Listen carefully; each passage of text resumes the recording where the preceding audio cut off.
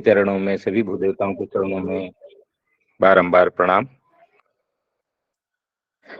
आज अत्यंत हर्ष का विषय है और प्रसन्नता का विषय है। आज हम अपने एक स्वतंत्र, राजनीतिक रूप से स्वतंत्र राष्ट्र में हम आज 76वां अपना स्वतंत्रता दिवस मना रहे हैं। और इस पर विशेष यह रहा है पिछले कुछ वर्षों से कि हम में एक जागृति आई है राष्ट्र के प्रति बहुत अच्छी से। और इसी संदर्भ में आज का यह कार्यक्रम, चूंकि हम ब्राह्मण हैं और वैदिक पठन पाठन आदि हमारा कर्म है और इसी को लेकर हमारा कार्य होता है, परंतु उसी को हमने व्यापक करते हुए, वस्तुतः व्यापक है ही, वेदों पुराणों हमारे ग्रंथों में, चाहे मनुस्मृति हो चाहे कोई भी हो, सभी में राष्ट्र को प्राथमिकता दी गई है। प्रथम राष्ट्र, तत्पश्चात आगे, तो उसमें भी कही गई है। और इसी संदर्भ को लेकर आज यह कार्यक्रम आयोजित किया गया है वैदिक ब्राह्मण परिवार की ओर से। मैं सभी को, आप सभी वैदिक ब्राह्मण परिवार के सहभागी भाइयों एवं सभी सदस्यों को, सभी पदाधिकारियों को, इस संगठन को शुभकामनाएं देता हूं स्वतंत्रता दिवस की। साथ ही उन्हें अपनी शुभकामनाएं प्रेषित करता हूं और साथ ही धन्यवाद भी देता हूं कि उन्होंने एक ऐसा विषय लिया है कि जो अति आवश्यक है वर्तमान संदर्भ में, क्योंकि ब्राह्मण कोई एक सीमा की तक रहने वाला व्यक्ति नहीं है, अपितु ब्राह्मण की गोद में प्रलय और दोनों पलते हैं, संहार और उत्पत्ति दोनों पलते हैं। तो ब्राह्मण ही संहार भी करता है, ब्राह्मण ही उत्पत्ति भी करता है। तो एक राष्ट्र को सुदृढ़ बनाना, एक राष्ट्र की उत्पत्ति करना और राष्ट्र का संचालन करना ब्राह्मण के माध्यम से हो, और यही होता आया है। चाहे चिरकाल से ले लें, सृष्टि की उत्पत्ति से ले लें, ब्रह्म से लें, तो पूर्ण रूपेण ब्रह्म के द्वारा ही समूची व्यवस्था, बल्कि राष्ट्र नहीं अपितु सृष्टि की समूची व्यवस्था ब्रह्म के द्वारा ही संचालित की गई है। क्योंकि आज का विषय राष्ट्र है और राष्ट्र में वैदिक परिवार और वैदिक परिवार का कार्य, हमारा ये विषय है आज का कि वैदिक ब्राह्मण परिवार और राष्ट्र। तो सबसे पहले हमें दो तीन चीजें समझना होगा। अगर राष्ट्र की बात करें हम कि राष्ट्र क्या है, राष्ट्र शब्द की उत्पत्ति राज धातु से हुई है, जिसमें स्टन प्रत्यय जोड़ा गया है। इसका अर्थ ये हुआ है कि राजते दीप्यते प्रकाशते शोभते इति राष्ट्रम, जो स्वयं दे दीप्यमान है, जो स्वयं दे दीप्यमान होता है, वही राष्ट्र है। और राष्ट्र है स्वयं। अब ऐसे राष्ट्र में हम निवास करते हैं और राष्ट्र को चलाने के लिए राजा होता है। राजा की नीति, राजा राष्ट्र के जीवों के पालन, वहां रहने वाले प्राणियों के पालन करने के लिए जो नीति का निर्धारण करता है, वह राजनीति कहलाता है। राजा नीति का निर्धारण करता है किनसे सलाह लेके? श्रेष्ठ ब्राह्मणों के से सलाह लेके राजा नीति का निर्धारण करता है, जिससे राजा का पालन हो। दंड व्यवस्था, पालन व्यवस्था, कर व्यवस्था आदि समस्त निर्धारण राजा करता है। किनसे? राजपुरोहित, आचार्य, मंत्री आदि के द्वारा, सलाहकार, इनके द्वारा निर्धारित नियमों के माध्यम से उनसे विचार विमर्श कर राजा पालन नीति का निर्धारण करता है। ये सभी जितने भी सलाहकार मंत्री रहते, ये कहाँ से ज्ञान पाते हैं कि राज्य का पालन कैसा हो, राजा प्रजा का पालन कैसा हो, राजा पालन कैसे करे, राजा की नीति क्या हो, दंड नीति क्या हो, कर नीति क्या हो, कहाँ सुरक्षा नीति क्या हो, आदि सभी नीतियां जितने भी विशेषज्ञ होते थे, यह मूलतः वेद आदि जो पुराण हमारे धर्म ग्रंथ कहे गए हैं उन्हीं से प्राप्त करते थे, उन्हीं का अध्ययन करते थे गुरुकुलों में। प्राचीन काल में आज से 50 वर्ष 75 वर्ष पूर्व तक ऐसी व्यवस्था थी हमारे यहाँ पर। इस संविधान के आने के पूर्व, थोड़ा सा नकारात्मक में अवश्य जाऊंगा, यह आज की परिदृश्य में जानना आवश्यक है। क्यों? जब तक हमारे यहाँ गुरुकुल व्यवस्था थी तब तक हमारे यहाँ की जो व्यवस्था थी वो सुदृढ़ थी, चाहे राजनीतिक तंत्र कितना ही क्रूर था या कोई भी था, किंतु गुरुकुल व्यवस्था होने से हमारा समाज जो था वह अत्यंत सुदृढ़ था। उन्हें फर्क नहीं होता था कि वहां राजा कौन है, तो वो संस्कार प्रेषित होते थे। और किन से प्रेषित होते? गुरुकुलों के माध्यम से। और गुरुकुलों में ये सारे नियम होते थे, प्रयोग होते थे, तो वहीं से सारा एक सिस्टम चलता था। कालांतर में उसमें उसका क्षय हुआ और वहीं से विडंबना पैदा हुई। और उसके पश्चात हम 1947 में एक धर्म निरपेक्ष राष्ट्र की संकल्पना की गई, जो उस समय के परिदृश्य में ठीक थी। जैसा है जिसकी जाकी रही भावना, जैसी प्रभु मूरत देखी तिन तैसी वाली बात थी, अपनी जगह ठीक था। अब यहां हम देखें कि धर्मनिरपेक्ष, पहले तो हम ये समझ लें वैदिक परिवार पर ये पूरी बातें जब मैं करूंगा तो वैदिक परिवार का इसमें क्या परिदृश्य होगा और कितना श्रेष्ठ कार्य वैदिक परिवार के माध्यम से हो रहा है, हम उस पर वहां तक आ जाएंगे। धर्मनिरपेक्ष राष्ट्र की संकल्पना और वैदिक परिवार, यदि हम इन दो को करें तो यह दोनों पूर्व पश्चिम है। धर्मनिरपेक्ष, सबसे पहले तो राजा की नीति मैंने बताया, जैसा कि हमारे शास्त्रों में कहा गया, जो राजा नीति बनाता है वो राजनीति कहलाती है। और राजनीति की आजकल परिभाषा बहुत विकट हो चुकी है, त्रुटिपूर्ण हो चुकी है। धर्म अर्थात जो धारण करता है, धृ धातु से बना है, धर्म जो धारण करे।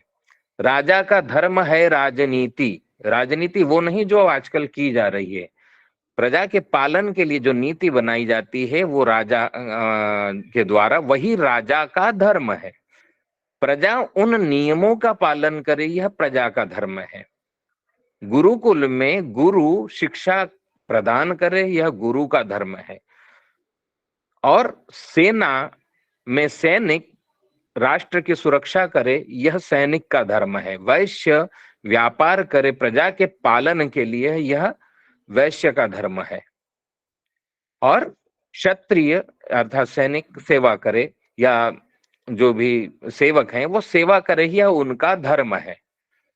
हमारे राष्ट्र की जो संकल्पना है वर्तमान में संविधान में प्रदत्त, वह धर्म निरपेक्ष है। निरपेक्ष का अर्थ होता है शून्य। तो वर्तमान में हमारा जो राष्ट्र है वह धर्म शून्य राष्ट्र है। यहाँ धर्म नहीं है ना। यदि बात करें संविधान के प्रदत्त नियम के अनुसार या उसमें जो लिखा है धर्म निरपेक्ष, तो जहां धर्म निरपेक्ष होगा वहां सापेक्ष क्या होगा? वहां अधर्म सापेक्ष है। संभवतः मेरी बात अच्छी न लगे, लेकिन वर्तमान में यह अधर्म सापेक्ष राष्ट्र है हमारा। जहां धर्म नहीं, जहां धारण नहीं, धर्म क्या है? संकल्प है। राजा ने जो संकल्प लिया यदि वह उसका पालन नहीं करता है तो अधर्म सापेक्ष राष्ट्र होता है।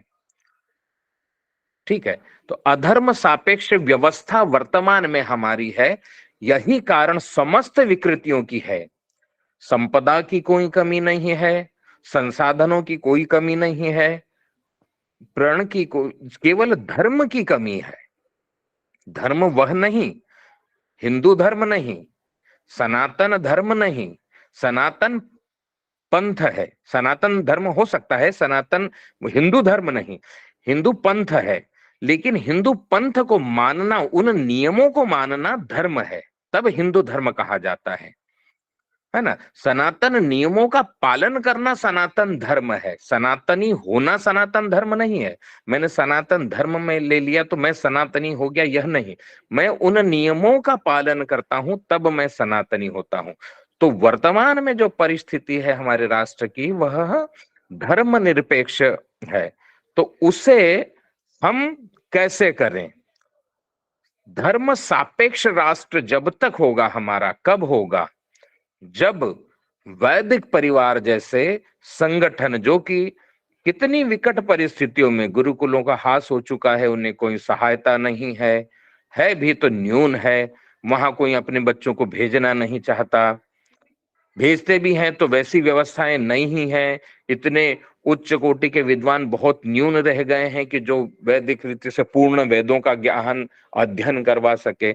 ऐसी स्थिति में यथासंभव जो जहां है, अपने घर पर रहकर सुबह शाम जैसे समझ में आए ऐसा जब चाहे ज्वाइन करके ऑनलाइन शिक्षा के माध्यम से वैदिक परिवार क्या कर रहा है? सापेक्ष राष्ट्र का निर्माण कर रहा है। स्वामी विवेकानंद जी, करपात्री जी महाराज ने कहा है, कोई राष्ट्र तभी तक जीवित है जब तक कि उसकी संस्कृति जीवित है। राजा के जाति और राजा के नियमों से कुछ नहीं होता। प्रजा यदि अपनी संस्कृति, अपने धर्म पे निहित है तो राजा को भी झुकना होता है। यह कई बार हमने कई घटनाओं से देखा है, वर्तमान में भी देख रहे हैं कि राजा प्रजा के आगे विवश होता है। तो जो धर्म है वह वैदिक परिवार के माध्यम से या इन्हीं संकल्पनाओं से स्थापित होगा। राजा चाहे, अभी कौन सा राष्ट्र हमारा नहीं है? अभी तो हिंदू ही राजा है ना, तो यथा राजा तथा प्रजा, राजा हिंदू प्रजा हिंदू, तो हिंदू राष्ट्र है।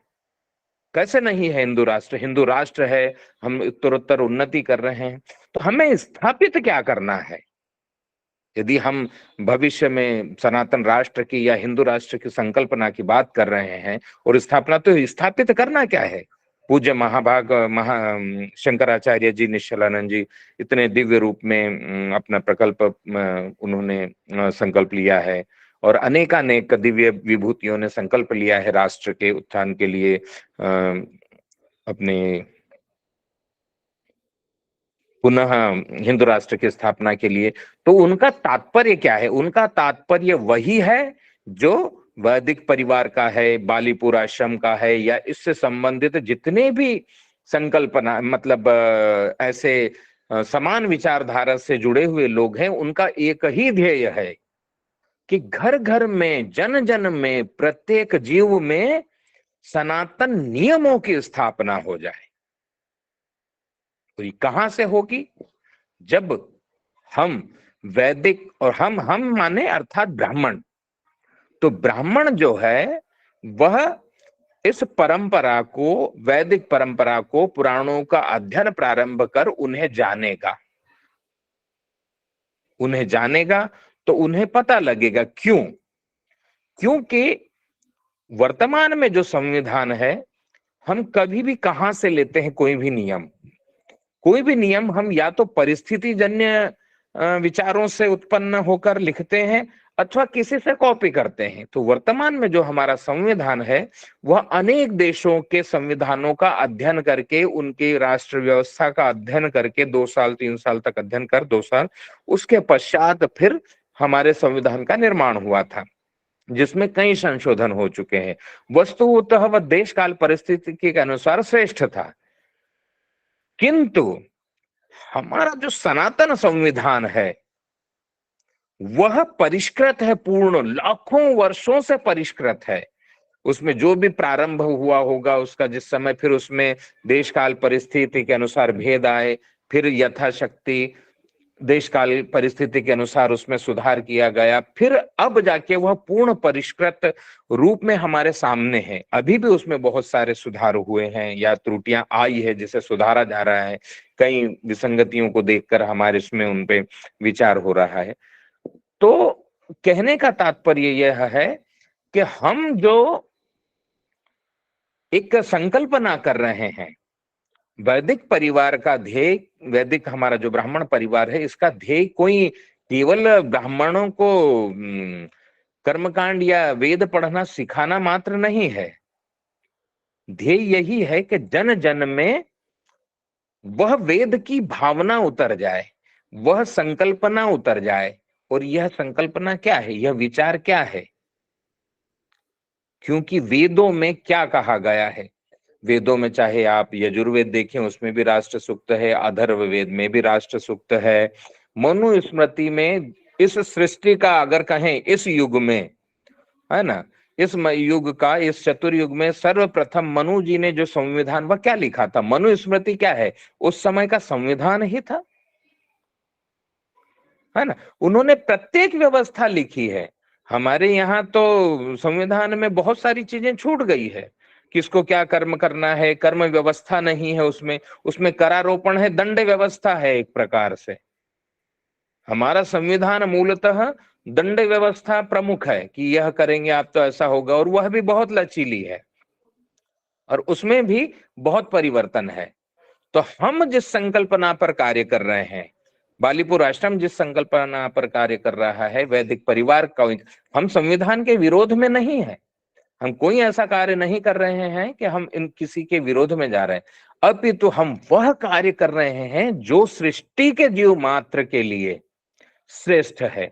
वह नियम हम स्थापित करने का प्रयास कर रहे हैं, और वह कोई संविधान को बदल कर नहीं, बल्कि घर घर में हम ऑनलाइन शिक्षा के माध्यम से, अथवा हम छोटी छोटी बैठकों के माध्यम से, अथवा कोई मासिक बैठक है या कोई कार्यक्रमों के माध्यम से जो बीजारोपण कर रहे हैं, यही एक संकल्प, एक दृढ़, एक सुदृढ़ और एक समृद्ध राष्ट्र की संकल्पना के लिए हम यह कार्य कर रहे हैं। एक बार इसी बात के लिए मैं पुनः शुभकामनाएं देता हूं वैदिक ब्राह्मण परिवार को।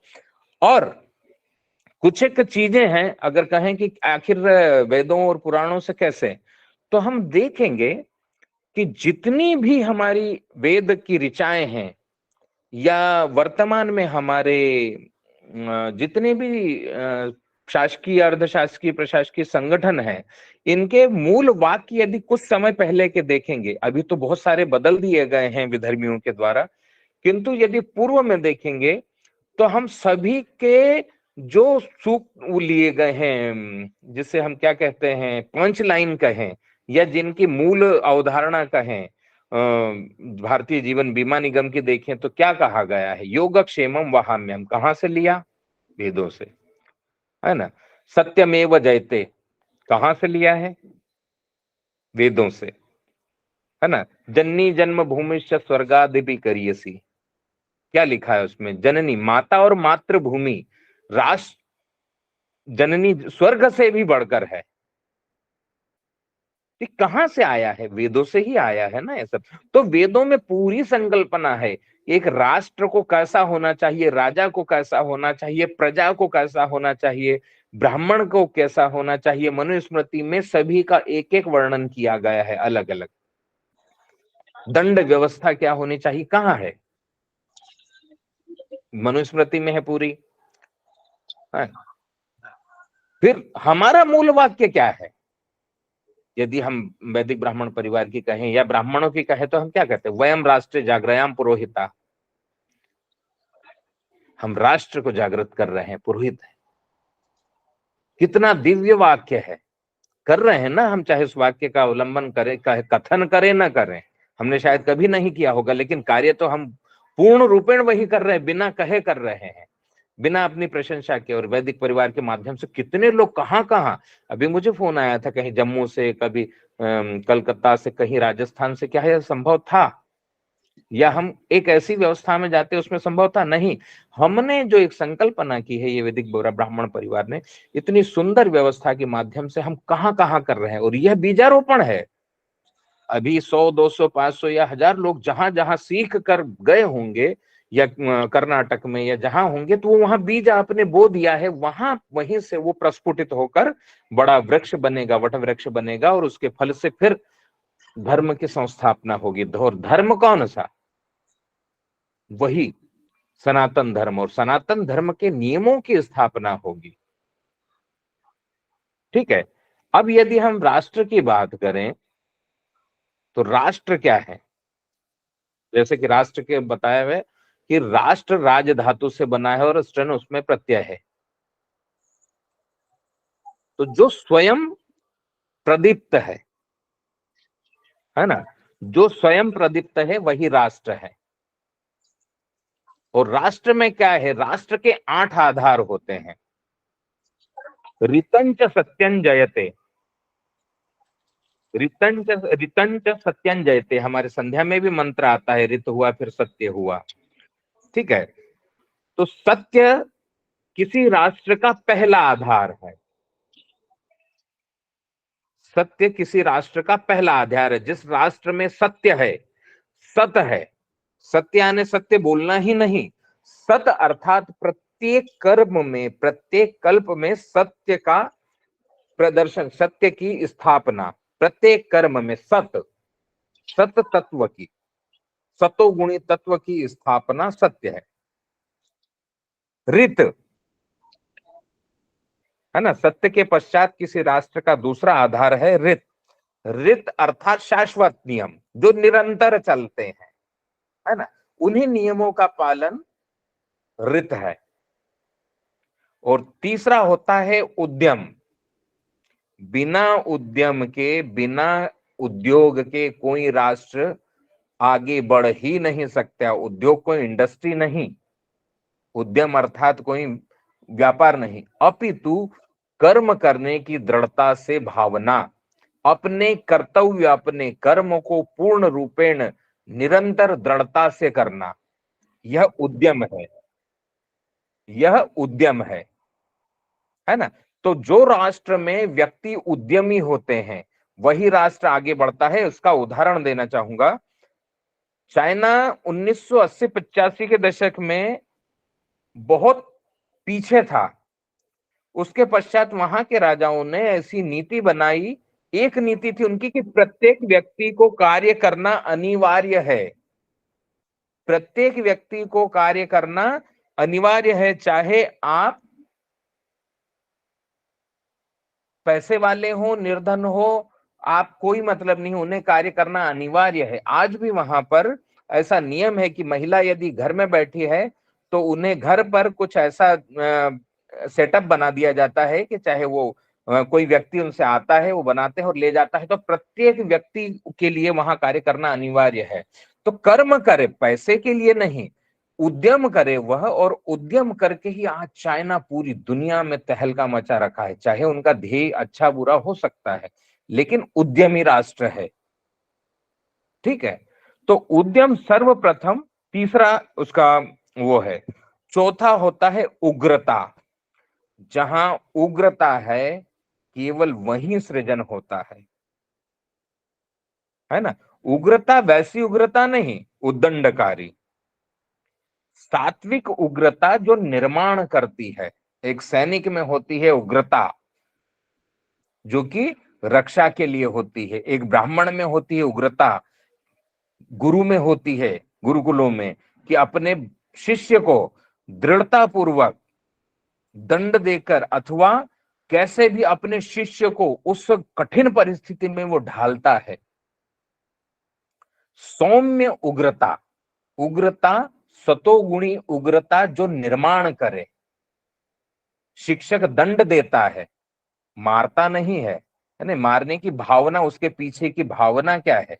वही उग्रता जब तक नहीं होगी किसी राष्ट्र के नागरिक में, वह राष्ट्र उन्नति नहीं कर सकता, है ना। उत्साह, उमंग, ऊर्जा, यह तीन किसी सफलता के लिए सूत्र है।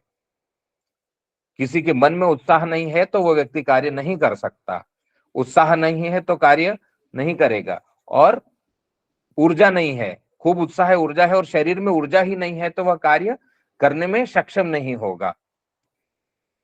तो उग्रता, सौम्य सतोगुणी उग्रता चौथा है आधार। उसके पश्चात आता है दीक्षा।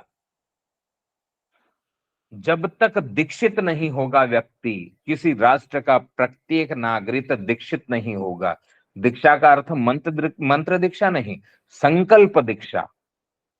किसी भी संकल्प से जब तक व्यक्ति दीक्षित नहीं होगा, तब तक वह राष्ट्र, वह व्यक्ति अपने कर्तव्य को, अपने कर्म को नहीं संपादित कर सकता, क्योंकि संकल्प ही धर्म है ना। तो जब सैनिक सेना में जाता है तब वह संकल्प लेता है मैं राष्ट्र का निर्माण करूंगा। राजा जब प्रधानमंत्री अथवा कोई पद लेता है तब वह संकल्प लेता है, शपथ लेता है। पालन न करे बात अलग है, लेकिन अपने से वो धर्म भ्रष्ट होता है, फिर नहीं करता है। लेकिन संकल्प ही वह दीक्षित होता है ना, उसे दीक्षा दी जाती है। प्रधानमंत्री को दीक्षा कौन देता है? संकल्प की, राष्ट्रपति देता है। जज को दीक्षा कौन देता है? राष्ट्रपति नियुक्त करता है ना। तो संकल्प अर्थात दीक्षित होता है व्यक्ति, और जिस राष्ट्र में दीक्षित व्यक्ति अपने धर्म का पालन करता है, दीक्षा लेकर उस कर्म को संपादित करता है, तो वह राष्ट्र उन्नति करता है। तो यह पांचवा आधार है, तप। किसी भी राष्ट्र की उन्नति के लिए उस देश के नागरिकों का, उस देश के राजाओं का तप अति आवश्यक है। जिस राष्ट्र में नागरिक तप नहीं करते, वो राष्ट्र धीरे धीरे पतन की ओर जाता है। इसका उदाहरण यदि हम देखें तो ब्रिटेन सबसे बड़ा उदाहरण है। वहां के जितने भी लोग हैं वो समुद्र तट किनारे, क्योंकि वहां पर क्या दिया जाता है? बेरोजगारी भत्ता, और वह 30-35 वर्ष की उम्र, अधिकतम उम्र तक दिया जाता है। और वो इतना होता है कि वहां से लेकर वो या तो समुद्र किनारे पड़े रहते हैं, धूप खाते हैं, अथवा वहां से उठकर भारत घूमने आ जाते हैं। उन्हें इतना बेरोजगारी भत्ता मिलता है। वो निष्क्रिय हो चुके हैं, तप नहीं है वहां में। हमारे यहाँ पर या कहीं भी कहें, वो जिन भी राष्ट्र देखें वो तप कर रहा है। तप का अर्थात कोई मंत्र जप या वो केवल नहीं, वह भी है, अपितु तप का अर्थात होता है अपने कार्य को संपादित करने के लिए दुष्कर परिस्थिति अथवा कठिन परिस्थिति में भी दृढ़ता से पालन करना, यह तप है। और यही किसी भी राष्ट्र की शक्ति है। महाभारत में श्री कृष्ण ने कहा है, तपः स्वकर्म वर्तित्वम एवं स्वधर्म वर्तित्वम। अर्थात यही तप है, स्वकर्म ही तप है। हमने जो कर्म निर्धारण किया है, जो दीक्षा ली है, उस कार्य को दृढ़ता पूर्वक करना ही तप है। अब ब्रह्म, राष्ट्र का जो अगला आधार है 8 आधारों में से, वो ब्रह्म है। ब्रह्म अर्थात ज्ञान, विद्या, प्रयोग। ब्रह्म अर्थात जो हमारी भाषा में कहें हम, ब्राह्मणों की भाषा में, वह ब्रह्म नहीं। ब्रह्म अर्थात ज्ञान, दीक्षा, ज्ञान, शिक्षा, प्रयोग आदि। ऐसा ज्ञान जो राष्ट्र की उन्नति में अग्रसर हो, सक्षम हो, राष्ट्र को आगे बढ़ाने में, राष्ट्र का निर्माण करने में जो सक्षम हो, वही ब्रह्म है ना। और जहां इनकी इन सभी परिस्थितियों की समूची व्यवस्था हो। और अगला भाग जो है उसका आधार है, वह है यज्ञ। यज्ञ होम नहीं, यह एक तंत्र है, कर्म है ना। यज्ञ ब्राह्मणों का कर्म है, अपितु यज्ञ वो है जिसमें एक सैनिक अपने प्राणों की आहुति देता है। कहाँ? राष्ट्र यज्ञ में, सेवा यज्ञ में, सुरक्षा यज्ञ में। एक व्यापारी, वणिक अपना व्यापार में पूर्ण रूपेण आहुति देता है पालन के लिए। राजा नीति बनाकर यज्ञ में आहुति देता है। तो यज्ञ वह होता है जो संकल्प के साथ किया जाता है, वही यज्ञ है ना, वही यज्ञ है। भगवान श्री कृष्ण ने गीता में कहा है, नयम लोकोस्य यज्ञस्य कुतोन्य कुरुस्तव। यज्ञ से रहित लोक और परलोक में कुछ भी नहीं मिलता, जो यज्ञ करता है वही मिलता है। इस संसार में जितने भी हमें प्राप्ति होती है शून्य से लेके अनंत तक की, वह सब ही यज्ञ का फल है। तो यह 8 आधार है। ठीक है, अब ये बात करें, यह किसी राष्ट्र के 8 आधार है और इसमें हमारी क्या भूमिका। आप स्वयं देखिए, यह 8 आधार हैं, इसमें 8 आधार क्या बिना आपके संभव है?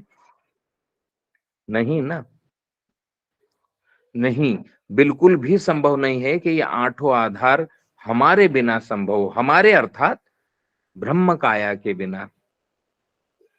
कौन यह बताएगा? कौन इन नियमों को निष्पादित करेगा? कौन इन नियमों पर प्रयोग करेगा? हम श्री सूक्त का पाठ करते हैं, क्या कहते हैं? प्रादुर्भूतोस्मि राष्ट्रेस्मिन् कीर्तिं रिद्धिं ददातु मे, कहते हैं ना। तो क्या है प्रादुर्भूतोस्मि? मैं इस राष्ट्र में पैदा हुआ हूं, मुझे कीर्ति प्रदान करो। कितनी अद्भुत है हमारी वेदों की संकल्पना, और कितनी विराट व्यवस्था है। चीख चीख कर वेद कह रहे हैं, पुराण कह रहे हैं, गीता में कहा गया है। क्या कहा गया? यही ना, कि एक ऐसी व्यवस्था बने जहां जीव मात्र का कल्याण हो। सनातन कहीं कहता है, सनातन धर्म में कहीं भी दुश्मन तक के लिए अनिच्छा या अरिष्ट का संकल्प नहीं किया जाता है। कुछ एक विसंगतियां अवश्य हैं, अपितु सिर्फ एक ही संकल्पना है कि जीव मात्र का कल्याण हो। और कौन करेगा? उसके कारक कौन बने? हम बने। और मैं आशा करता हूं आज स्वतंत्रता दिवस के इस शुभ अवसर पर, और इतना अद्भुत अवसर है, वैदिक ब्राह्मण परिवार इसी संकल्पना को विराट रूप में आगे ले जाए, ऐसा मुझे पूर्ण विश्वास भी है। हम एक ऐसे राष्ट्र की कल्पना करें जो सीमाओं से रहित हो, यहाँ कोई सीमा का बंधन न हो, जहां कोई देश का बंधन न हो, लोक का बंधन न हो। एक ऐसी व्यवस्था का हम निर्माण करें वैदिक ब्राह्मण परिवार के माध्यम से, जहां व्यक्ति का जीवन, किसी परिवार का जीवन सनातन श्रेष्ठ नियमों के अनुसार स्थापित हो, उस घर में धर्म स्थापित हो जाए। और इसके प्रयास पूर्णतः प्रारंभ हो चुके हैं। मुझे राजकुमार जी और व्यास जी और विभिन्न आचार्यों के माध्यम से, जैसे ही कोई भी ग्रुप निर्माण होता है किसी अन्य कार्य के लिए या अन्य विभाग के लिए, तो उसमें मुझे भी जोड़ दिया जाता है, उससे मुझे ज्ञात हो जाता है। यद्यपि मैं समय नहीं दे पाता हूँ और मैं स्वयं भी नहीं कर पाता।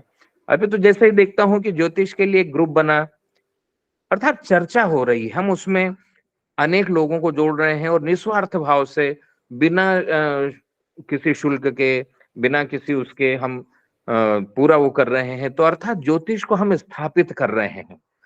एक ऐसी व्यवस्था जो बंद कमरों में है, उसे हम आम जनों के लिए यथाशक्ति जितना संभव है, जितना उचित है, उतना खोल रहे हैं, नियमों में रहकर।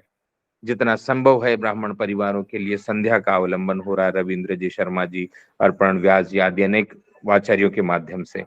रुद्राष्टाध्याय का अध्ययन कर रहे हैं, वेदों का अध्ययन कर रहे हैं, व्याकरण का अध्ययन कर रहे हैं। अभी संभवतः मुझे स्मरण है, शायद या विस्मृत हो रहा है, कि आयुर्वेद में भी संभवतः हो गया है एक ग्रुप। तो क्या कर रहे हैं हम वही कर रहे हैं सब मिलकर, और इसमें पूरे भारत से जुड़े हैं। संभवतः कोई इसमें अब आगे और विस्तृत हुआ होता है, विदेशों से भी जुड़े होंगे, मुझे ऐसा पूर्ण विश्वास है। तो क्या हो रहा है? यही हो रहा है ना, कि हम उस संकल्पना पर कार्य कर रहे हैं कि अब सनातन धर्म को घर घर स्थापित कर दें, और वही कार्य वैदिक ब्राह्मण परिवार कर रहा है। मैं अर्पण जी, व्यास, मुझे सभी के नाम ध्यान नहीं है, क्षमा चाहता हूँ, पर विशेषकर अर्पण जी और राजकुमार जी से सबसे ज्यादा भेंट होती है। बातचीत होती है। तो इन सभी के माध्यम से, और जो भी अध्यक्ष उपाध्यक्ष आदि श्रेष्ठ महानुभाव हैं, इन सभी के माध्यम से जो श्रेष्ठ कार्य किया जा रहा है, ये भी एक यज्ञ है, ये तप है, और आप श्रेष्ठ रूप से इसे संपादित कर रहे हैं। आप सभी को बहुत बहुत शुभकामनाएं। यथाशक्ति मुझसे जो भी संभव होगा मैं आगे भी आप लोगों के लिए प्रस्तुत हूं, और आप सभी को, सभी देशवासियों को, सभी ब्राह्मण परिवारों को पुनः पुनः शुभकामनाएं देता हूं। और यह केवल राजनीतिक ऐसा मैं एक विचार करता हूं, और मेरी ऐसी आशा है कि संभवतः अगला स्वतंत्रता दिवस हम एक नए रूप में मनाएं, जिसमें केवल राजनीतिक ही नहीं बल्कि एक ऐसे परिवार का निर्माण हो जहां हम सनातन धर्म की स्थापना का दिवस मना सकें। स्वतंत्रता दिवस तो मनाए ही, राष्ट्र है हमारा, भारत माता हमारी जननी है, तो वह तो मनाए ही, और साथ ही सनातन धर्म के उन नियमों की संस्थापना का हम एक दिवस मनाएं। ऐसा मेरा निवेदन है आप सभी से। कोई त्रुटि हो तो मैं उसके लिए क्षमा चाहता हूं। धन्यवाद सभी को। मुझे जी बहुत बहुत आभार आपका सम्मानीय पांडे जी, आपने हमारे लिए समय निकाला, इसके लिए हम आपके हृदय से आभारी हैं। और इसी क्रम में मैं अपने विश्वव्यापी श्री वैदिक ब्राह्मण परिवार के राष्ट्रीय अध्यक्ष जी सम्मानीय श्री प्रकाश मणि जी पांडे जी को आमंत्रित करूंगा कि वो राष्ट्र के नाम संबोधन में समस्त वैदिक ब्राह्मण परिवार को अपने श्रीमुख से संबोधित करें। श्रीमान राष्ट्रीय अध्यक्ष महोदय। जी, जय जय श्री परशुराम। सर्वप्रथम धीरेन्द्र पांडे जी, आपके चरणों में कोटि कोटि प्रणाम। आपके मधुर शब्द, उत्तम शब्द सुन करके आनंदित हो गया मैं। आपका संपर्क सूत्र मुझे चाहिए पंडित जी। जी, राजकुमार जी से ले लीजिएगा, जी राजकुमार जी जी के जी, पास तक। मैं कुछ अधिक नहीं बोल पाऊंगा, बस पांडे जी का सुना और मेरे मन में अद्भुत एक क्या बताऊं मैं, खुशी हो रही है। इसी प्रकार से हमारे सब लोग जो भी हमारे साथ जुड़े हुए हैं, हम चाहते हैं देश विदेश हर जगह संस्कारित किया जाए, हर लोगों को तैयार किया जाए। धरातल पे ज्यादा विशेष रूप से कार्य 10 की टोली बना करके काम किया जाए। हम कुछ विशेष ज्यादा कुछ कहेंगे नहीं, क्योंकि हर एक पॉइंट को धीरेन्द्र पांडे जी ने कहा है और सुनना चाहिए, सीखना चाहिए। आगे हम लोग इसी प्रकार से जो भी सहयोग हो, जिस भी प्रकार से हो, सब लोगों को हमारे साथ जोड़िए, श्रेष्ठ ब्राह्मणों को जोड़िए, साधु संतों को जोड़िए, ताकि सभी लोग अपने धर्म के प्रति जागरूक हो सके। बहुत सारे विधर्मियों के द्वारा आज हमारा दुष्प्रचार किया जा रहा है। और जहां तक बात संविधान की है, तो आज का संविधान हमें, भले ही हम स्वतंत्र भारत में रह रहे हैं ऐसा कहते हैं, लेकिन हमें तो नहीं लगता है कि हम उस प्रकार से रहते हैं जैसे हमें रहना चाहिए।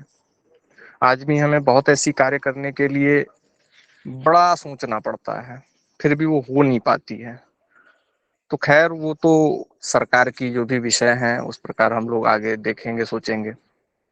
वैदिक ब्राह्मण परिवार में लोगों को धरातल पे लाने का कार्य किया जाए, सूची बनाया जाए, क्योंकि समय हम लोग कहते हैं कि अधिक है, लेकिन समय अधिक है नहीं।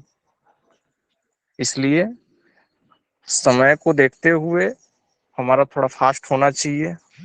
हर क्षेत्र में लोगों को जागरूक कीजिए, जहां भी सफर करते हैं वहां लोगों को जागरूक कीजिए।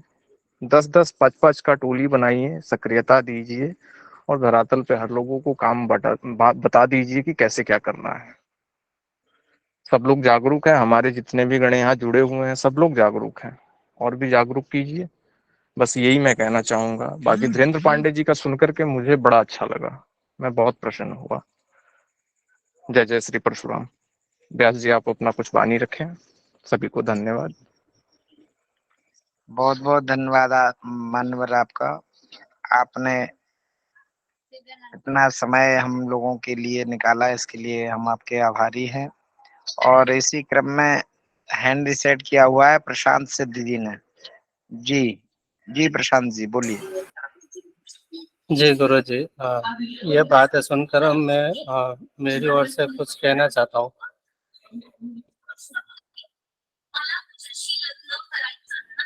जी बोलिए पंडित जी। मेरी आवाज आ रही है गुरु जी? हाँ आ रही है, आप बोलिए। जी गुरु जी, जैसे आपने अभी बताया कि अपने आसपास में और ग्रुप में भी जागरूकता लाई है, तो मैंने हमारे यहाँ जो महाराजा सयाजीराव यूनिवर्सिटी है, एमएस यूनिवर्सिटी बड़ौदा, उसमें मैंने शुक्ल यजुर्वेद याज्ञिकी में एडमिशन लिया है। तो हमारे गुरुजी ने भी अभी एक दो दिन पहले यही बात बताई कि लोगों को ज़्यादा से ज़्यादा संस्कृत सीखने के लिए प्रेरित करें आप लोग। यानी हम लोगों को गुरुजी ने ये कहा है कि जैसे हमारे सोसाइटी में हो सकता है या हमारे ग्रुप में हो सकता है, तो छोटे छोटे कार्यक्रम करें, संस्कृत के लिए लोगों को जागरूक करें सीखने सिखाने के लिए। और साथ में मैंने भी ये सोचा है कि जो संस्कृत की गीता प्रेस की बुक आती है सरल संस्कृत सीखने की, तो ऐसे भी मैं कुछ 10-20 बुक लूँ और मेरे घर में है या मेरे क्लास में है वहाँ पे मैं रखूँ, ताकि आने जाने वाले की अगर नज़र भी पड़ती है तो भी उनके कुछ जिज्ञासा होगी तो वो पढ़ेंगे पूछेंगे, तो ऐसे भी वो लोग प्रेरित हो सकते हैं संस्कृत सीखने के लिए। तो ये सब हम सोच रहे हैं गुरु जी।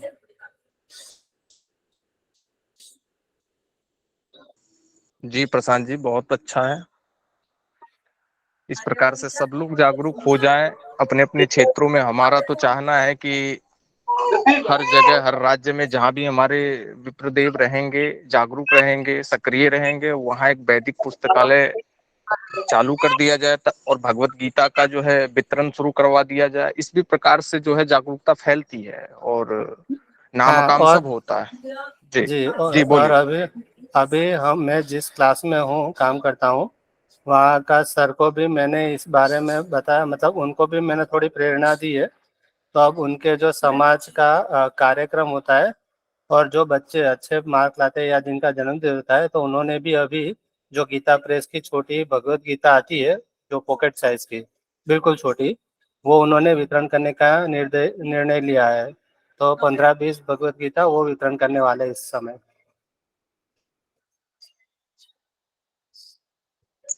जी जी धन्यवाद।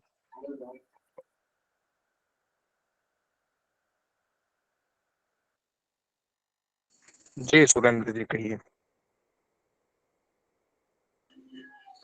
जी, आपके और धीरेन्द्र श्री आदरणीय श्री धीरेन्द्र कुमार जी के पांडे जी के वचनों को सुनकर बहुत अच्छा और आनंदित हुए। और इस पर ही एक बहुत सम्माननीय श्री अटल बिहारी वाजपेयी जी की कविता का कुछ अंश याद आया। क्या हार है, क्या हार में, क्या जीत में, किंचित नहीं भयभीत में, किंचित नहीं भयभीत में, कर्तव्य पथ पर जो भी मिला, ये भी सही वो भी सही, वरदान नहीं मांगूंगा हो कुछ पर हार नहीं मांगूंगा, हो कुछ पर हार नहीं मांगूंगा। जी बहुत बढ़िया। जी गुरु जी।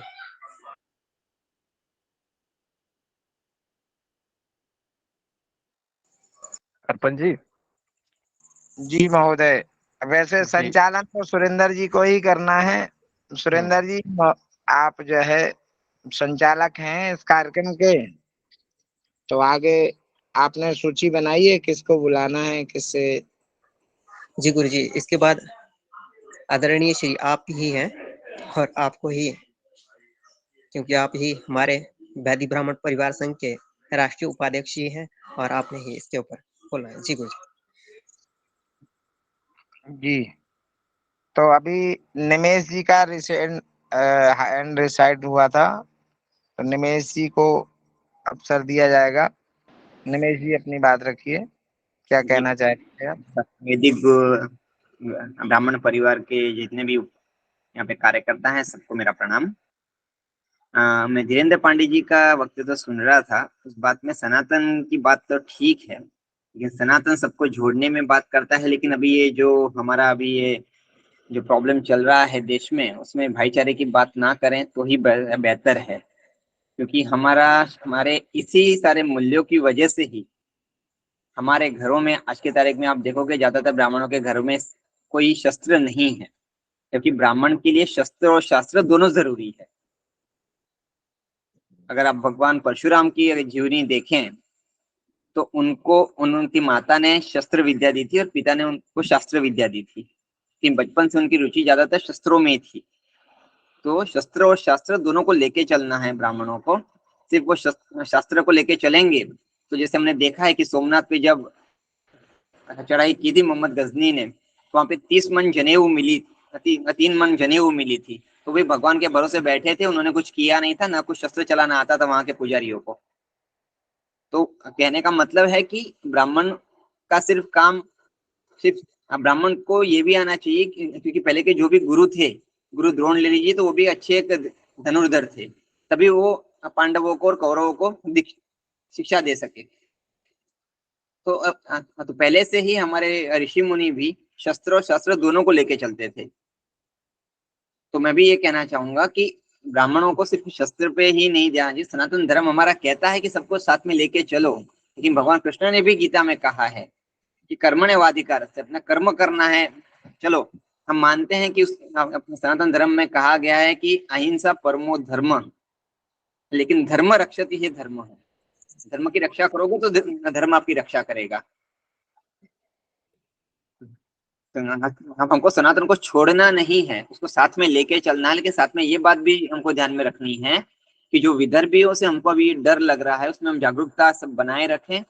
और साथ ही साथ जैसे अभी मेवात में ऐसा हुआ है कि मेवात में ये हो गया, तो वहां पे ये हो गया कि वहां के हिंदू लोगों ने निर्णय लिया कि अभी जो भी खरीदारी की जाएगी वो सिर्फ हिंदू की दुकानों से ही की जाएगी, किसी मुस्लिम की दुकान से की नहीं जाएगी।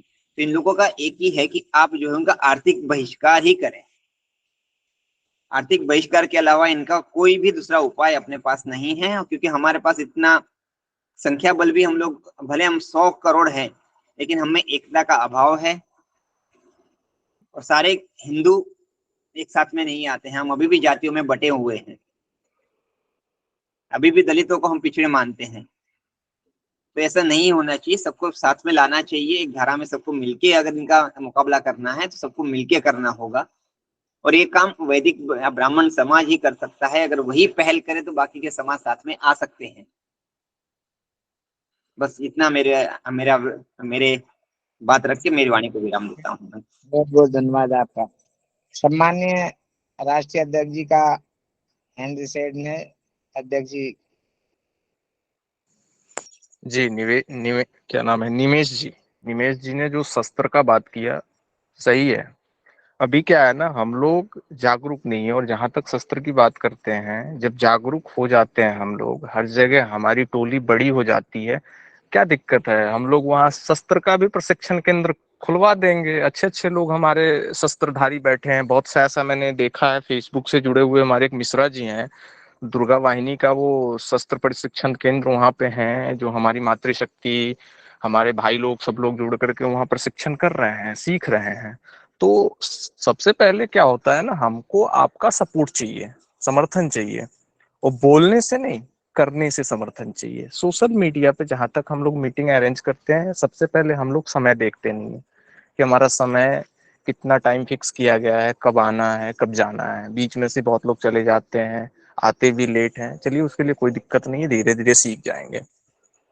लेकिन जितना लंबा समय देंगे ना सीखने में, उतना ज्यादा हमको दिक्कत होगी। और ये कोई बहुत बड़ी चीज नहीं है जो कि सीखने में बड़ा समय लग रहा है, ये सबको पहले से पता है, और देश के हर एक कष्टों को हम लोग देख रहे हैं। अब उसका निवारण कैसे होगा, ये अगर हम नहीं सोचेंगे तो सिर्फ बोलने से कुछ नहीं होगा। रही बात मेवात की घटना, तो मेवात में हिंदू जो वहां गए महादेव का दर्शन करने, वो शस्त्रहीन थे, वहां शस्त्र किसी के पास था नहीं, चलो ठीक है।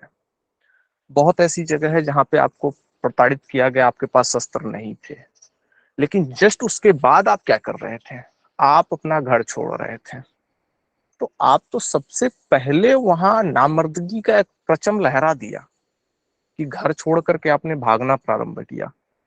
और रही बात हिंदू या ब्राह्मण समाज, ये जो भी हम लोग सक्रियता या एकता की बात कर रहे हैं आज के समय में, तो सिर्फ बोल करके करते हैं। अगर करने की बात आती है तो वहां 10 लोग खड़े होते हैं जो अपने आप को बलिदान करने के लिए तैयार है। आज भी बजरंग दल, विश्व हिंदू परिषद बहुत ऐसे कार्य कर रहे हैं, लेकिन क्या हमारा राजनीतिक सपोर्ट उतना नहीं हो पाता, हमारा खुद का हिंदुत्व का सपोर्ट नहीं हो पाता है। हम क्या कर सकते हैं भाई साहब? कुछ नहीं कर सकते।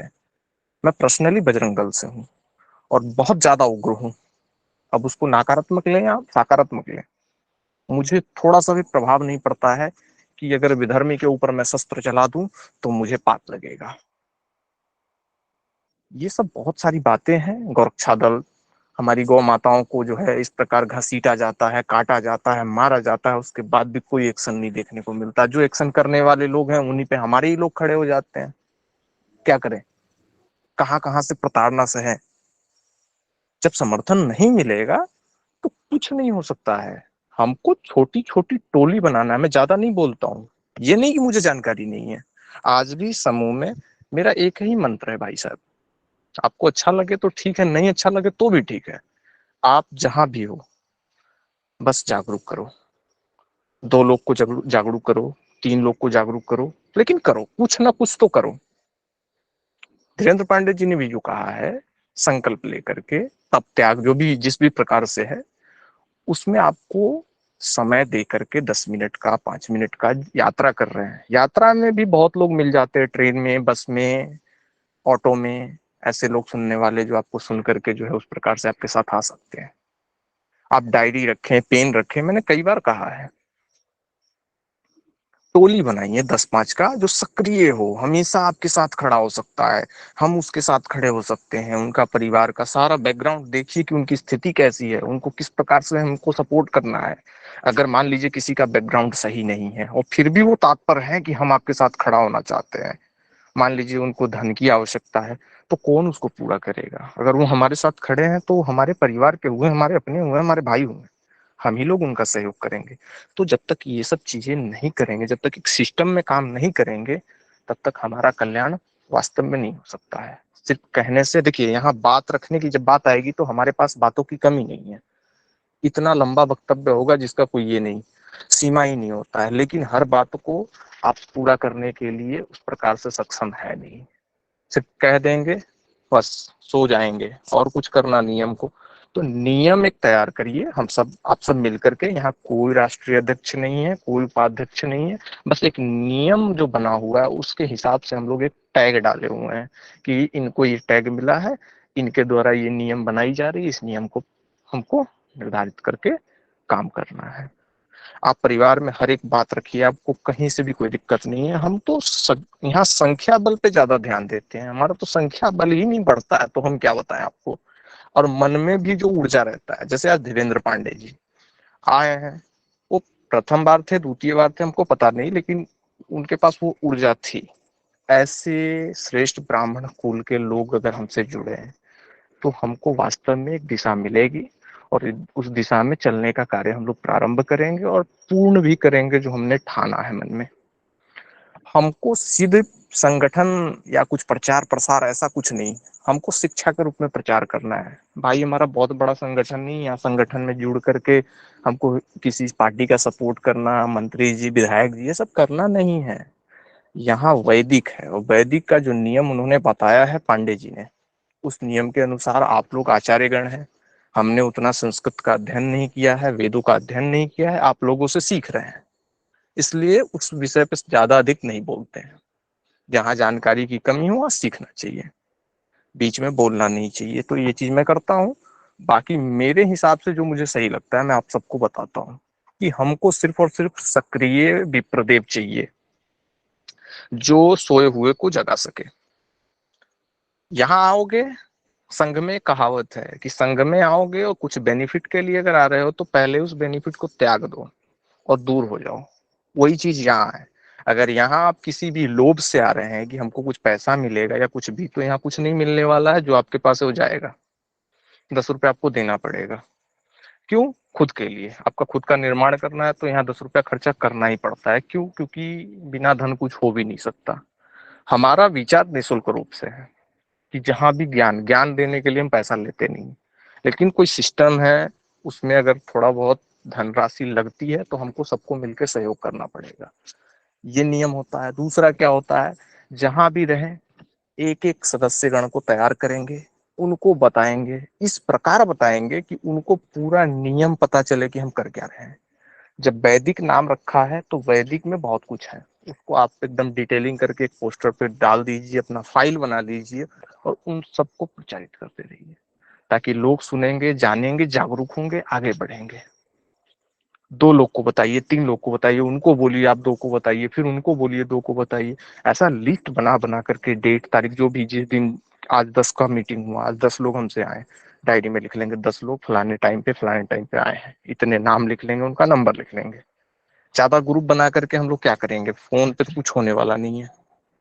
धरातल पे काम प्रारंभ कीजिए। बाकी जो भी शिक्षण का कार्य है वो हम ऑनलाइन थ्रू चला रहे हैं, दूर दूर का जहां भी लोग जुड़ नहीं पाते इसके लिए तो ऑनलाइन ही चलेगा। बाकी अब जैसे मैं बिहार से हूँ, पटना से हूँ, पटना के अंतर्गत जो भी हमारे ब्राह्मण देव है उन सबसे जुड़ूंगा, छोटी सभाएं करूंगा। अभी हम लोग का एक सभा होने वाला है परशुराम सेवा संस्था का, उसमें हम लोग राजनीतिक क्षेत्र में ब्राह्मण कितने पीछे जा रहे हैं, शिक्षा के क्षेत्र में कितने पीछे जा रहे हैं, संस्कृत से जुड़े हुए ब्राह्मण कितने लिप्त हो गए हैं, इन सब विषयों पे चर्चा होगी। वहां पे बहुत बड़ा सम्मेलन होने वाला है पटना में।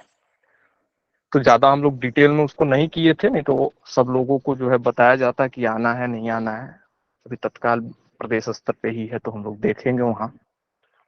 तो जैसे संख्या बल बढ़ेगी, हमारे जितने भी ब्राह्मणों का संगठन है हम सब एक साथ खड़े होंगे, एक मंच पे खड़े होंगे, फिर उस प्रकार से देखा जाएगा कि आगे हमको क्या करना है। तत्काल हमको संगठन को या परिवार को ये सबका सम्मेलन बनाने की आवश्यकता है, जोड़ने की आवश्यकता है, सिखाने की आवश्यकता है।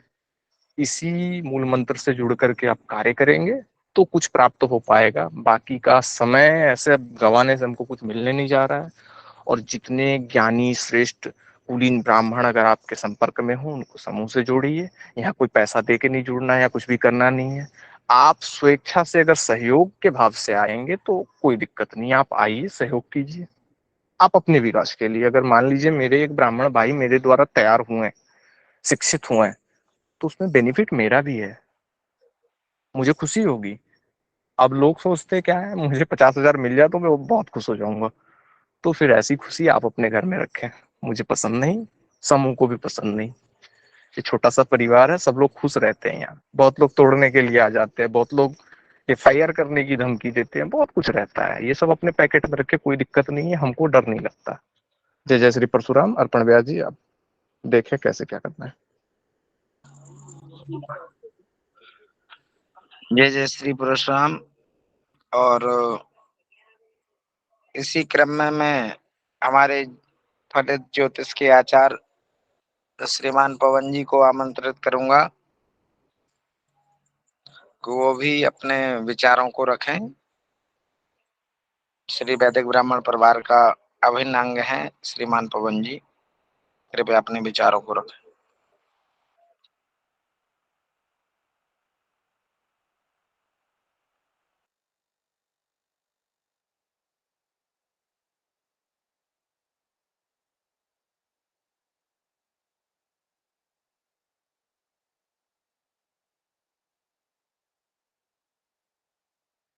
जी भगवान, सभी ब्राह्मण देवों को प्रणाम और स्वतंत्रता दिवस की शुभकामनाएं। वैदिक ब्राह्मण समूह से मैं करीब 1 वर्ष से जुड़ा हुआ हूँ और जो अभी चर्चाएं चल रही थी उसका पूरा लाभ मैंने लिया है। और वो तब करने का भी, जो ये बातें होती है, विशेष विद्वज्जन आते हैं, दिव्य विभूति आती है, तो इनकी बातों से भी जीवन बहुत ही प्रभावित होता है और इनकी बातें ऐसे दिल को छूती है। इस प्रकार से यदि जीवन को जिया जाए तो जीवन में सकारात्मक परिणाम होगा और अपने यहाँ जन्म लेने का उद्देश्य पता चलेगा। संचित कर्म क्या होते हैं, क्रियमाण कर्म क्या होते हैं, प्रारब्ध कर्म क्या होते हैं। तो ये सब जितनी भी बातें हैं, तो इन मैंने सब विद्वत जनों के ग्रुप में जुड़ने के बाद में इनमें पढ़ता तो पहले भी था, लेकिन बहुत अधिक तेजी आई। तो मैं तो यही कहूंगा कि वैदिक ब्राह्मण परिवार समूह जो है वो ब्राह्मणों के लिए बहुत ही हित के कार्य कर रहा है। इसकी कृपा दृष्टि मेरे पे हुई है, मैं यही कहना चाहता हूँ। भगवान सभी ब्राह्मण देवों को प्रणाम। बहुत बहुत धन्यवाद पवन जी। और अब इसी क्रम को आगे बढ़ाते हुए रविंद्र शर्मा जी हैं, हमारे बालीपुर धाम से ही हैं, वो भी हमारे साथ जुड़ चुके हैं, तो हम उनके भी विचारों को सुनना चाहते हैं। श्रीमान शर्मा जी, रविंद्र शर्मा जी। तो सभी भूत देवताओं को चरण में सादर वंदन। अभी चूंकि बैठक में भी जुड़ा हूं मैं, तो थोड़ा सा विषय वस्तु मुझे स्पष्ट नहीं है, कृपया थोड़ा सुन लूं, फिर जो मेरा भाव बनेगा मैं आपके चरणों में निवेदन अवश्य करूंगा। प्रणाम सभी। बहुत बहुत धन्यवाद शर्मा जी। वैसे कोई विशेष विषय नहीं है। आज हम सभी भारत की स्वतंत्रता का दिवस मना रहे हैं, और इसी हेतु हमने इस को रखा हुआ है। विषय राष्ट्र रक्षा, सुरक्षा और आगे बढ़ाने का चिंतन, इस विषय को रखा गया है। आप को जब समय हो आप हैंड सेट कीजिए, आपकी बातों को अवश्य सुना जाएगा, क्योंकि आप जैसे विद्वान यदा कदा तो जुड़ते हैं। और इसी क्रम में संतोष फडणवीस जी हमारे साथ जुड़े हुए हैं महाराष्ट्र से। संतोष फडणवीस जी के विचारों को सुनते हैं। आइए संतोष फडणवीस जी। गुरुदेव प्रणाम। यहाँ सभी जो भी मान्यवर और जो भी विप्र जुड़े हैं, उनको मैं सादर प्रणाम करता हूँ और स्वतंत्रता की 76वीं वर्षगांठ की शुभकामनाएं देता हूँ। अभी थोड़ी देर पहले जो आलोक कुमारी जी ने बताया था कि जो कुछ दंगे हुए थे, तो मुस्लिम समाज एक होकर कहाँ भी हो वो जाता है, लेकिन अपना ब्राह्मण समाज और दूसरा जो हिंदू समाज है वो उसमें एक ही नहीं होती है। अपने ब्राह्मण समाज में तो ऐसा है कि जो भी कोई विप्रवर आगे जाता है तो उसको कैसा पाँव उसका खींच के पीछे लाए, ये सब होता है। और बहुत से ऐसे लोग हैं अपने ही कि जो सामने वाला विप्र आगे जाए तो उसको पीछे खींचने का काम करते हैं। जी गुरुदेव। बहुत बहुत धन्यवाद संतोष जी। और इसी क्रम में मैं इस समूह के वरिष्ठ व्यक्ति श्रीमान बद्री प्रसाद दादाजी को मैं आमंत्रित करूंगा कि वो भी राष्ट्र के नाम अपने उद्बोधन में 2 शब्द रखें। बद्री प्रसाद दादाजी। सभी ब्राह्मण देवताओं को प्रणाम। जैसा कि आप लोगों ने बताया, उसके लिए मैं बहुत प्रसाररत हूँ। जैसे कि हमारे यहाँ कोई भी कार्यक्रम होता है ब्राह्मण देवताओं का, वहाँ पर मैं जो है सबसे इस विषय में कहता हूँ कि भाई आप कालीपुर आश्रम से जुड़िए, वैदिक ब्राह्मण से जुड़िए, और उससे आपका बुरा तो हो ही नहीं सकता, भला ही होगा। और ईश्वर की कृपा से, आप सब ब्राह्मण देवता की कृपा से, मैं भी जो है धीरे धीरे सब जगह अच्छी तरह से प्रयास कर रहा हूँ, और भी प्रयास करूंगा। जैसी कि मेरी अवस्था है, उम्र है, उसके अनुसार प्रयास करूंगा। इस प्रकार से मैं अपनी वाणी को विराम देता हूँ। बहुत बहुत धन्यवाद बद्री प्रसाद दादाजी।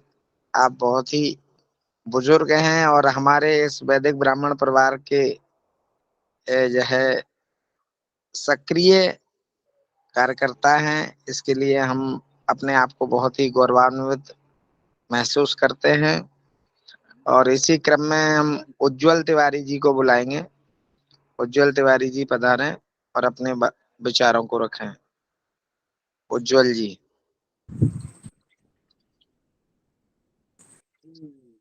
आज के सभा में पधारे सभी गुरुजनों को मेरा प्रणाम दंडवत। जो धीरेन्द्र गुरुदेव ने बताया उसको सुनकर के अति प्रसन्नता हुई। अगर उस तरीका से हम कार्य करें तो बिल्कुल ही ब्राह्मण हित के लिए आगे जाएंगे।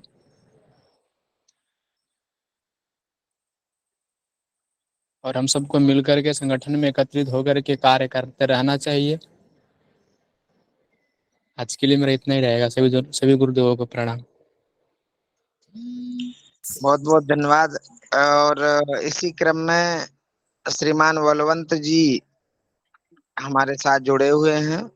मैं बलवंत जी से आग्रह करूंगा कि वो भी 2 शब्द राष्ट्र के नाम रखें।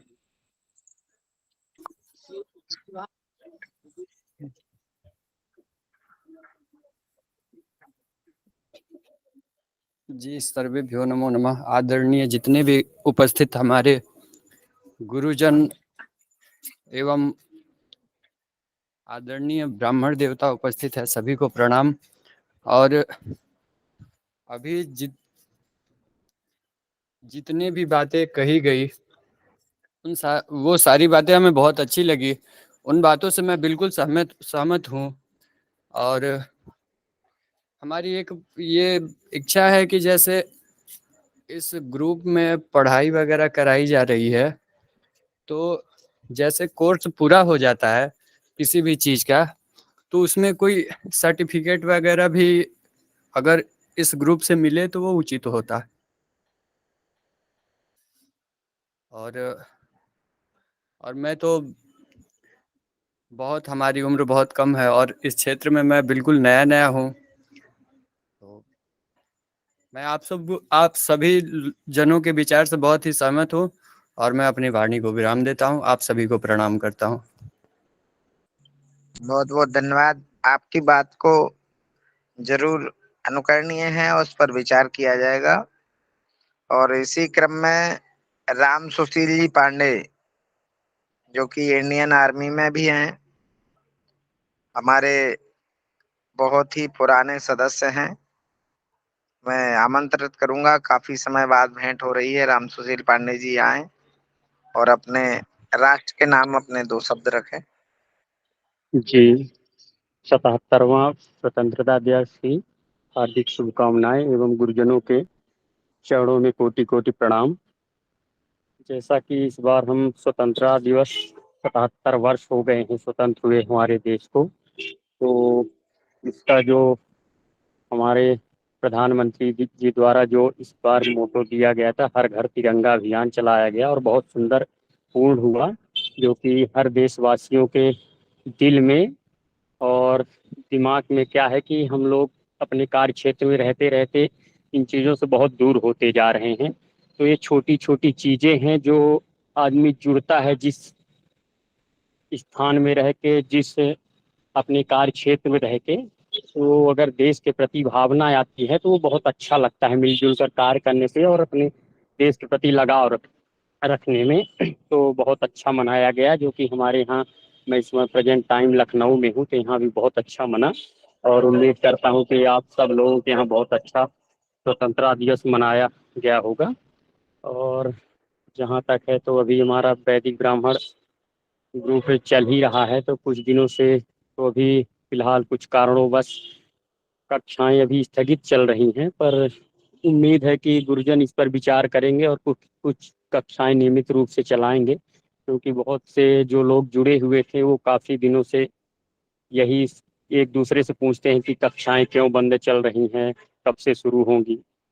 तो इस पर थोड़ा विचार किया जाए और अपने अपने कार्य क्षेत्र, अपने अपने धर्म में रह के अपने अपने धर्म की रक्षा करें, क्योंकि जब हम अपने धर्म की रक्षा करेंगे तभी हमारा धर्म बचेगा और धर्म हमारी रक्षा करेगा। यही गुरुजनों के चरणों में निवेदन है। जय श्री राम। बहुत बहुत धन्यवाद पांडे जी। इस पर विचार किया जाएगा और बहुत ही जल्द। कक्षाएं तो नियमित चल ही रही हैं वैसे, सिर्फ रुद्राष्टाध्यायी ही है जो कि पूर्ण हो चुकी थी, इस वजह से विराम दिया गया था। और श्रावण महीने के पश्चात पुनः उसको प्रारंभ किया जाएगा। और दुर्गा सप्तशती की भी कक्षा चली रही है बालीपुर आश्रम के माध्यम से। तो शाम को ज्योतिष की कक्षाएं चल ही रही हैं। तो ऐसा नहीं है कि कक्षाएं बंद हैं, लेकिन हाँ, रुद्राष्टाध्यायी की कक्षा जरूर इस समय स्थगित है। वो भी इसलिए है क्योंकि श्रावण का महीना चल रहा है और श्रावण के महीने में प्रायः सभी विद्वान जो है व्यस्त रहते हैं। इस वजह से थोड़ा सा रुद्राष्टाध्यायी कक्षा जरूर कुछ समय बाद प्रारंभ की जाएगी। धन्यवाद आपका, बहुत बहुत धन्यवाद बताने के लिए। और इसी क्रम में मैं जगदीश नारायण उपाध्याय जी को बुलाना चाहूंगा। जगदीश नारायण उपाध्याय जी आए और राष्ट्र के नाम संबोधन में अपने 2 शब्द रखें। सभी गुरुजनों को मेरा कोट कोट चरणों में प्रणाम। और हमारा कहने का मतलब यही है कि हम ब्राह्मण हित में काम कर रहे हैं। एक संकल्प लेकर काम करें कि हम रोज जो है 1 घंटा 2 घंटा अपने ब्राह्मणों के लिए समय देंगे। इसी के साथ मैं अपने वाणी को विराम देता हूँ। जय श्री परशुराम जी। बहुत बहुत धन्यवाद जगदीश नारायण जी। और इसी क्रम में मैं ईश्वर जी को, ईश्वर जी लेफ्ट हो गए हैं, कोई बात नहीं। मैं अब अपने प्रिय वक्ता शैलेंद्र जी पांडे को बुलाना चाहूंगा। शैलेंद्र जी पांडे पधारे और अपना वक्तव्य रखें। शैलेंद्र जी। जी, सर्वेभ्यो नमो नमः। आप सभी आदरणीय श्री विप्र बंधु को ये स्वतंत्रता दिवस के 77वां जो स्वतंत्रता दिवस के शुभ उपलक्ष्य पर हार्दिक शुभ मंगल कामनाएं। और जो भी आज के विषय में इस सत्र में जो भी वार्तालाप हुई, तो बहुत ही अच्छा लगा और सुन के हृदय गदगद हुआ और इस विषय पर। और यही मेरा मानना है कि ऐसे हर एक मीटिंग और जितने भी सभाएं होती हैं, हर सभा में ऐसे एकत्रित हों तो अच्छा रहे और एकजुट हो करके काम करना चाहिए हमें सबको। जितने भी कल्याणकारी लोग हैं, अपने विप्र बंधु शामिल हैं, और जो कुछ भी अपने सोच से और मार्गदर्शन में जो अच्छा लगे, और जो हम सभी आपस में जैसे कुछ हमसे गलतियां होती हैं या कुछ और पदाधिकारी या सहयोगी विप्र बंधु से गलतियां होती हैं या कुछ दिशा निर्देश ऐसा हो, तो आपसी सहमति से मार्गदर्शन से करना चाहिए, ताकि इस वैदिक ब्राह्मण परिवार संघ को और अच्छा और सुचारू रूप से चला निरंतर चलता रहे। जी, सदैव नमः। यही बाड़ी को हम विराम देते हैं। बहुत बहुत धन्यवाद पांडे जी। और इसी क्रम में मैं गौरी भट्ट जी से निवेदन करूंगा कि राष्ट्र के नाम संबोधन में अपने 2 शब्द रखें।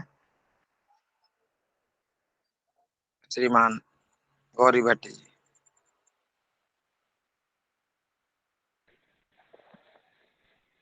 गुरुदेव प्रणाम। सभी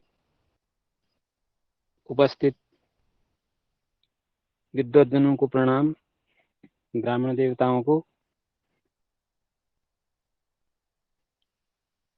इस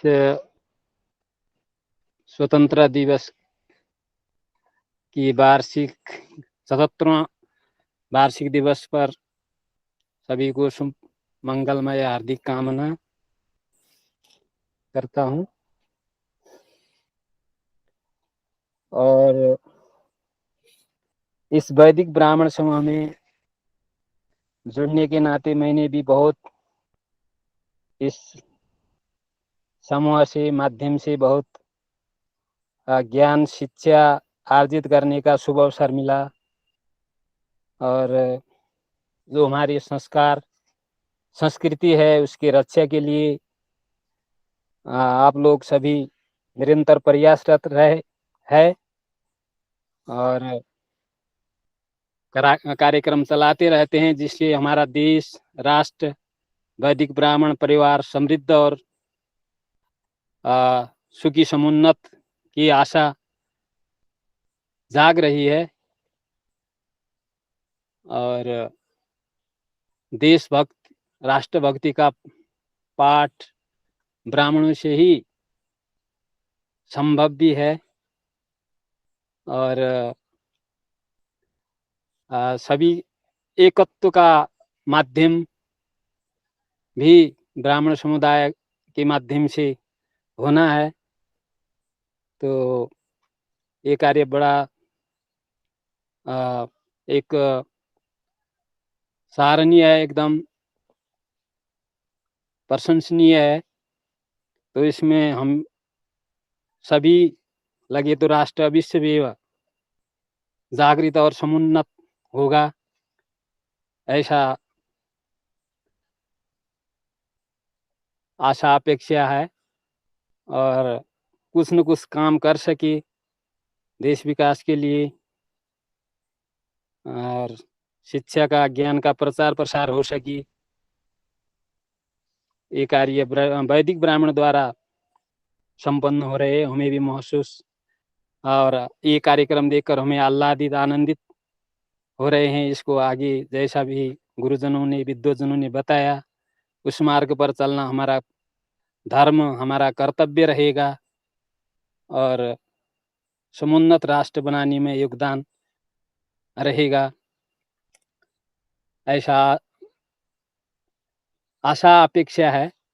और हम भी कुछ न कुछ कर सके आप लोगों के माध्यम से। यही छोटा सा विचार समापन करता हूँ। धन्यवाद सभी को। जय परशुराम। जय जय श्री परशुराम। और आप सभी के मध्य हमारे रविंद्र शर्मा जी अपने विचार रखेंगे। स्वागत है श्रीमान। सद्गुरुदेव भगवान की जय। सभी भूदेवताओं के चरणों में सादर वंदन। ब्रह्मत्व सिद्धि च यश प्रकाशम जीवस्य सुखम कुरु ब्रह्म संघम। दो विषयों पर मैं निवेदन करना चाहूँगा। बहुत अच्छे विचार और अच्छे ध्येय से हम इकट्ठा हुए हैं, बातचीत हो रही है। और सौभाग्य से मेरे पूर्व वक्ता ने बहुत सुंदर भूमिका स्थापित की। पहला है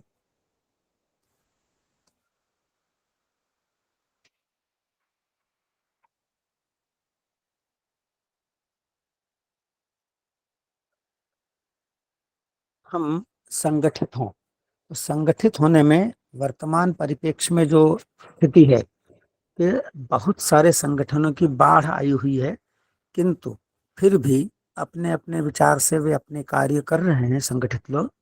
तो उन संगठित संगठनों का भी संगठन चाहिए, इस पर विमर्श होना चाहिए विद्वज्जनों के बीच कि किस प्रकार से विभिन्न संगठनों का समायोजन हो और एक निश्चित दिशा में वे जा सके।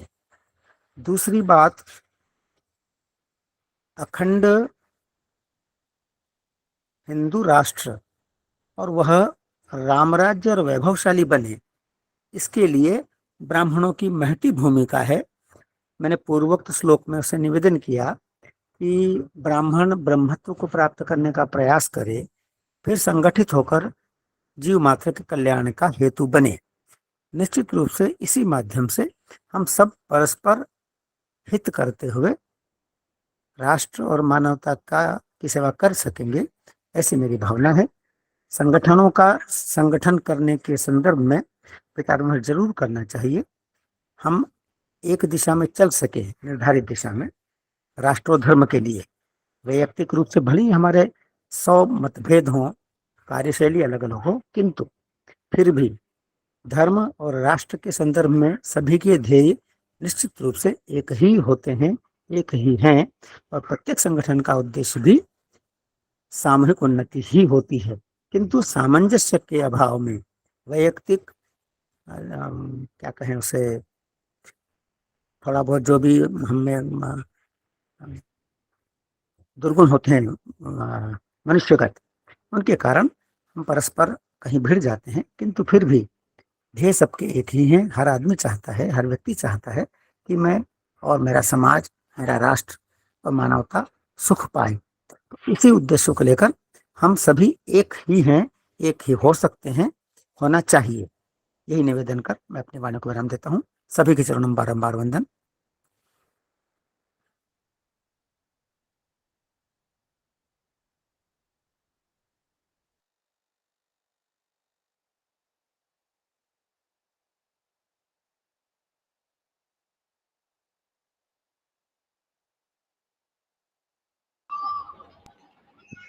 बहुत बहुत धन्यवाद श्री रविंद्र शर्मा गुरुजी का। और अब श्री हमारे राष्ट्रीय अध्यक्ष एवं प्रधान गुरुदेव श्री अर्पण व्यास जी अपने श्री मुख से हम सभी के लिए 2 शब्द कहेंगे। जी गुरु जी, अर्पण व्यास जी। अभी रुकिए सुरेंद्र जी, अभी राष्ट्रीय कोषाध्यक्ष जी अपने रह गए हैं, और अभी इस क्रम में अपने मिथिलेश गुरु जी भी रह गए हैं। तो पहले मैं मिथिलेश गुरु जी को आमंत्रित करूंगा कि वो राष्ट्र के नाम संबोधन में अपने 2 शब्द रखें। श्रीमान मिथिलेश पांडे जी।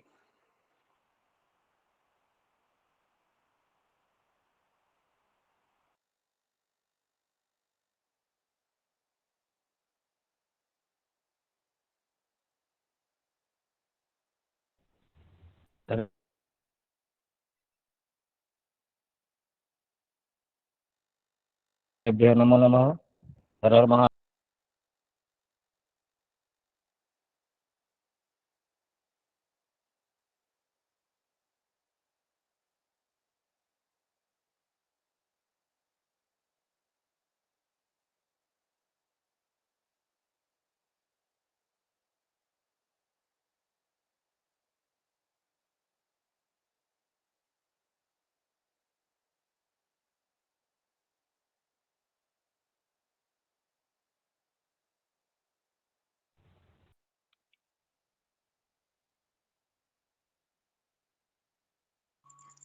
लगता है पांडे जी के यहाँ नेटवर्क प्रॉब्लम है, इसलिए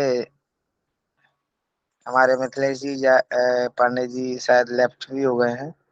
तो मैं एक और आईडी है जय के नाम से एक आईडी लगी हुई है, मैं उनको भी आमंत्रित करता हूँ पधारें और राष्ट्र के नाम संबोधन में अपने 2 शब्द रखें।